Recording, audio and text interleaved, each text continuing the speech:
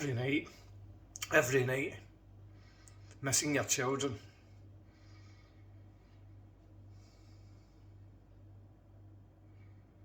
Coping with the bitterness and anger and despair, the loss and the grief.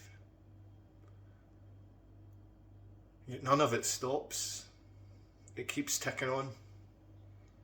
People just keep getting tired of you, being sick of why you and your children are going through this. People don't want to hear that anymore. They're sick of your story. They're sick of the children being abused. The abusers are funded well. How did we get to this point? How can one woman abduct my children? How can one charity help that woman by asking her to lie about being assaulted in all kind of indecent ways? How come a female prosecutor and friend of that family who lives locally, Prosecutor Catherine, how come she can defend the terrorist actions of the abduction and abuse, even though it's gone through court?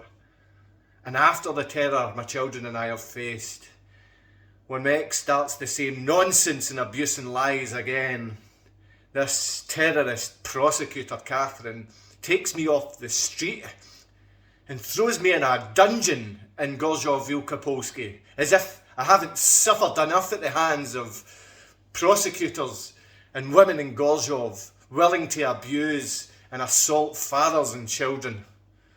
After the assault from Prosecutor Catherine, she felt threatened because she knew she'd committed a crime so horrid that she's going to deal with it, but she wanted someone else to fall on, and that became Prosecutor Rosinski.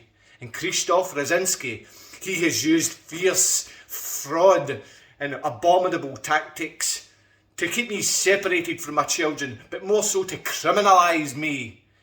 And by criminalising me, every step of the way these psychoanalysts and psychotherapists have come into my life, all of the police and prosecutors have started to chase me down because of Krzysztof Rosinski protecting Prosecutor Catherine, who's protecting child abductors, who was advised to abduct and advised to lie about rape.